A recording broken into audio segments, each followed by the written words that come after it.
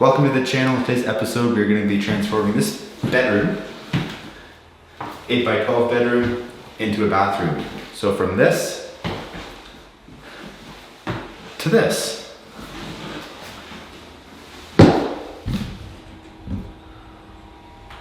Okay, the quick game plan here is it's an old house, 100 years old, probably more. We have original lath and plaster walls.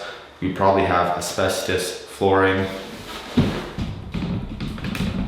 And then we also have these old, what look like 8-inch baseboards. That's kind of the layout. You can see the old oak door here too. Might be fir actually. So we're gonna save a few things. We're gonna save the trim work. We're gonna build a fake wall onto here. Vanities going here. 4-piece bath is going here.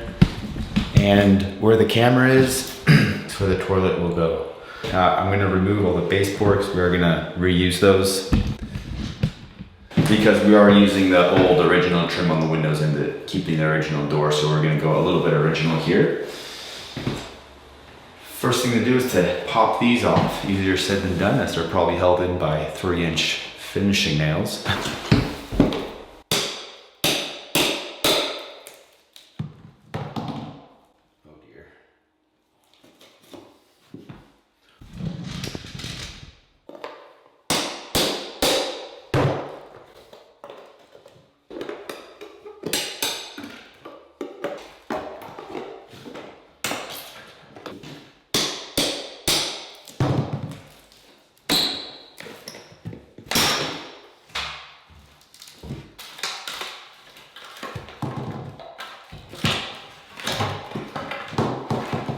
Looks like maybe only 2.5-inch nails.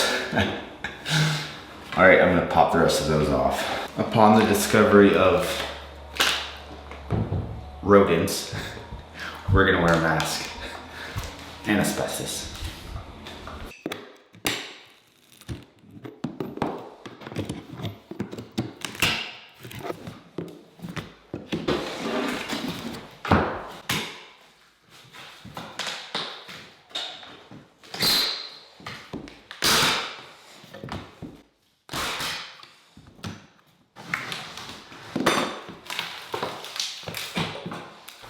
The baseboards are removed. As you can see, I removed the floor as well. It was just stapled down and loose laid, so it came up in 2 pieces. The next plan of attack is because we have this extra height for the ceiling, we're gonna drop the ceiling a couple inches, and that will allow us to run pot lights, the exhaust fan, without having to disturb this lath and plaster on the ceiling, which might come down if we do so.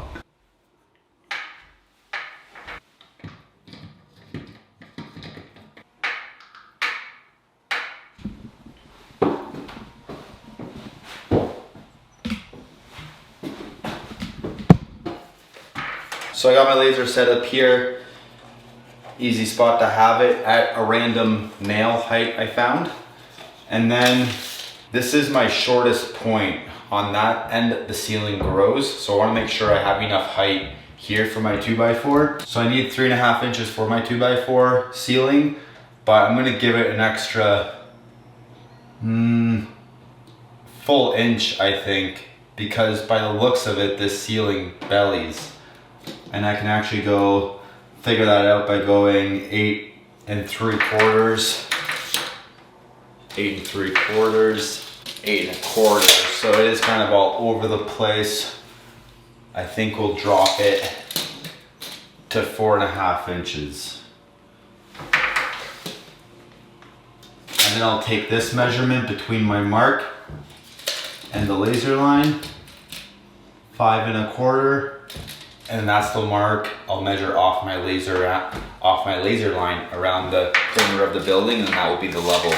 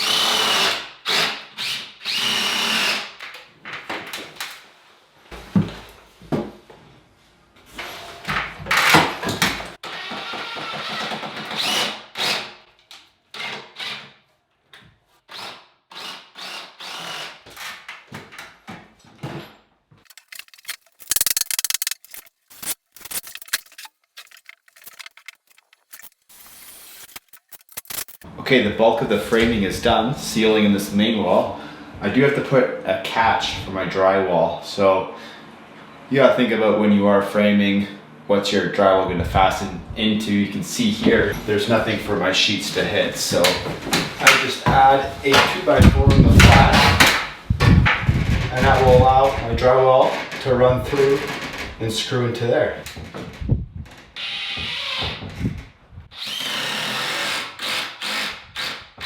I'll screw that off, and then I just have to build the tub stub wall. All right, this is where our tub ends up. I measured it off the wall 60 inches, 60¼ to give me some wiggle room for when I install the tub. This is where it ended up, so I put some blocking there, added a stud, and that gives me lots of backer to frame in this wall here. All right, so this wall is squared up with this wall where the tub's gonna slide into. So it's kind of my most important wall is this stub wall. But because it's square, I can just take my framing square and I can go off my mark. This is my mark here.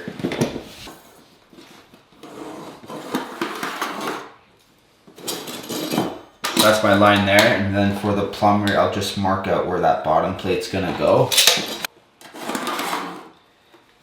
And then he'll be able to run his supply lines wherever through the floor, as well as the tub drain, which will probably be here. And then we can frame that stub wall when that rough-in plumbing is stubbed up. That was the end of the day that time, so it's the next day. I'm just prepping for the plumber. There's not gonna be too much today. You can see I've added some strapping to the wall, so we're gonna look at that a little closer. And I've also laid out the bottom plates and top plates for my stub walls. So right here, this is gonna be access for the plumber to get in here and run his stuff. The toilet is going here. This is going to be a 2x6 stub wall to bury this pipe, and it's gonna end here. So this is the bottom plate. I've added an upper plate as well. Right here. So all that needs is studs now, and it's good to go. I've also added this bottom plate, and this is where the tub's gonna go on this side. That's where the stub wall is gonna go, and on this side is where our shelving unit is gonna go. So by adding strapping to this wall instead of building it out like I did with this wall, is just to save a bit of space. This wall doesn't really need a new wall like this wall did, because that's where our vanity or tub's going. So I want that wall to be flat as well as plumb and square ideally, especially where that tub's going in. But for this wall, it doesn't really matter as much. I am gonna square up this wall somewhat with my bottom plate here, because this is where the shelving is gonna go. And then whatever that toilet opening is, doesn't really matter if it's out of the square, because there's no cabinetry going in there or anything, so you won't notice it. Building it out and strapping is pretty easy. I used 3-inch wood screws. I put on there to tack it on first, and then I'm gonna grab a straight edge. This is just my level. And I'm gonna see if this rocks at all and how flat it is. It's surprisingly good, actually. I'll show you here, there's only a gap on this one here. The rest of these, it's making contact with my straight edge, which is great. The easiest way to resolve that is just gonna be adding a shim behind it and then screwing it back to the stud, like this. I'll just pop this screw out. Throw my level back on here. Grab a shim and then just stick it behind that screw where I have to build it out a little bit. I think that's got it. That's got it right there. Throw that screw back in. Sometimes you have to be mindful that when you suck that screw tight and sink it into the wood, it might pull the plaster and squish it a little bit. So sometimes you want to make sure it's actually a bit proud of flush to take that into account. I will go up here as well and check. So I'd go roughly every 16 inches to 2 feet. This one also has to come a little bit. You can see there's a little bit of a gap there. So same thing. You can also eyeball that gap, and then that width is the amount you have to shim it.